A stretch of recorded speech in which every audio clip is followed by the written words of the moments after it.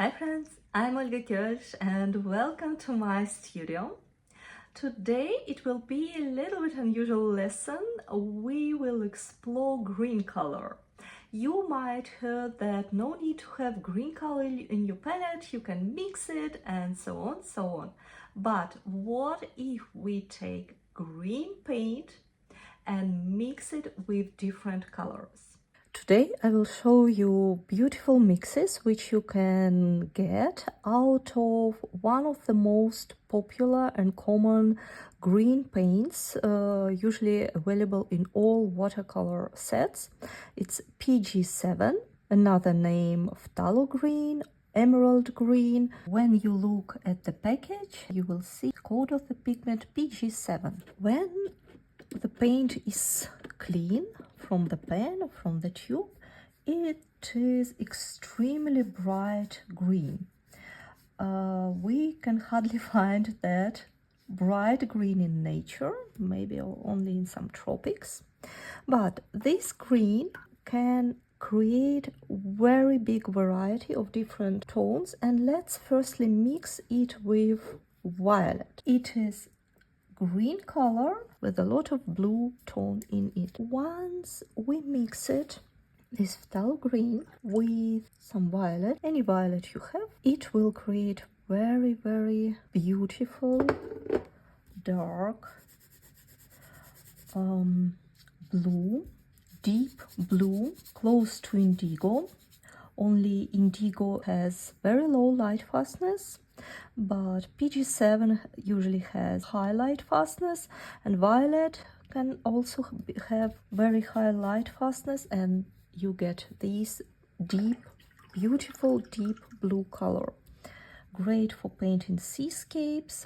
And if we dilute this mix, you can see this is very I would say Norwegian blue sky color, a little bit grayish, but also it's very sophisticated, very beautiful one. Yes, that was with violet. Now let's mix the same phthalo green with something pink. I will take Quinacridone Rose. And let's have a look.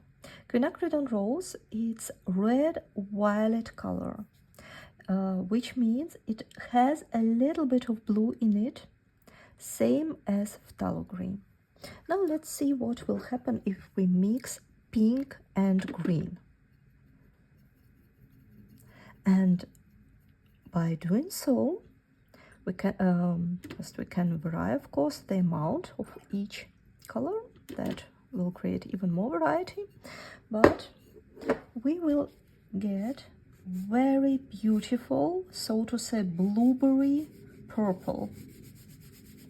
And again, this mix will have very high light fastness because both colors, both paints has very high light fastness, maximum light fastness.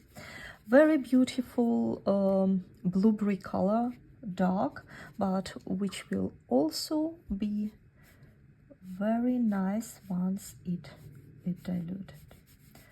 Beautiful color for painting Norwegian landscapes, or for painting clouds, for example, for painting some shades.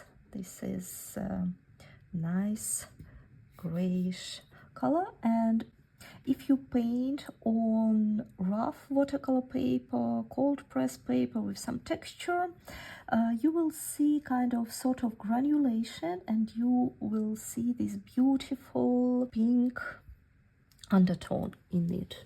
Let's test it out with something red. I will use permanent red, just red. This red does not have blue in it. So let's see what will happen. Usually, you probably heard it many times, green and red are complementary colors which desaturate each other, supposed to desaturate each other, to neutrals grays. But now let's see. So I will take my phthalo green. When you do these exercises, don't be greedy with your paints. Test it with nice amount. And I will add my permanent red. I will use permanent red, so it's very reddish red. And you already can see we will get very beautiful sage green color. It's very, very similar to Perylene Green, which you can buy as a ready one, Perylene Green, but usually Perylene Green black pigment. Here we can achieve the same color, but without using blacks. Again, very beautiful when diluted. Now let's play around with blue group.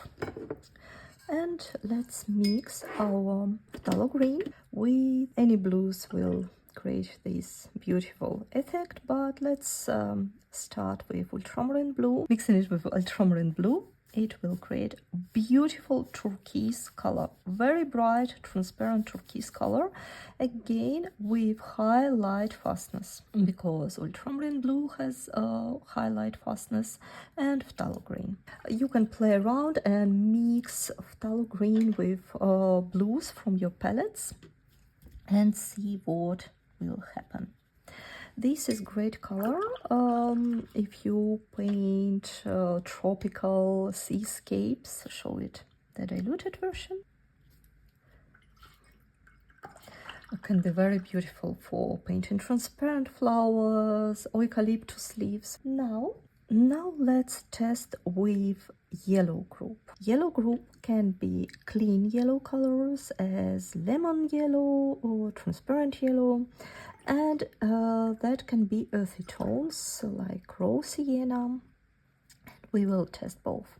So if we mix phthalo green with, I have permanent yellow, we will get very bright, this May green color, similar to hookah green, I think it called. Very, very bright when you paint some fresh greenery. So that was with the yellow.